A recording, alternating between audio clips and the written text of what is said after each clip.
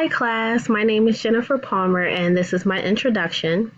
So, I am doing my field placement at a local level 3B, 3C inpatient drug and alcohol facility. So, 3B level in Philadelphia is short term care, and 3C level is longer term care.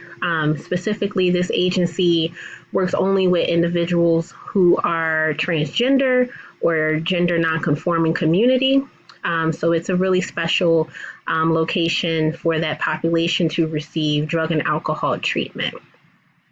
What I'm hoping to get out of this field placement is more experience with individual therapy as well as group therapy. I learned so many different types of theories and interventions throughout the years of being in school, and I really feel like I need more practice on being able to truly identify which theories or interventions work best for different people.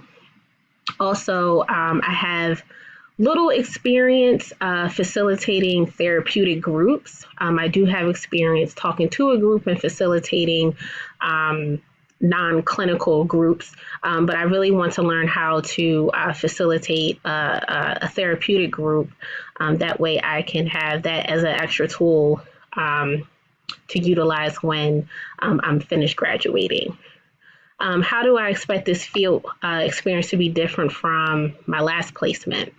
At my last placement, I did some individual therapy, but it was mainly case management, which is something that I already do in my present job.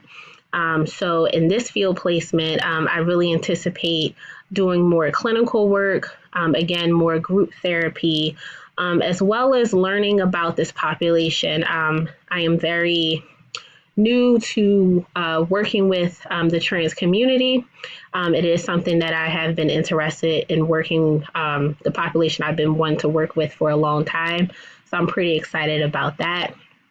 Also, I feel like with this placement, I'm going to get to learn about the different challenges that are associated with this population, as well as some of the resources that are available for this population.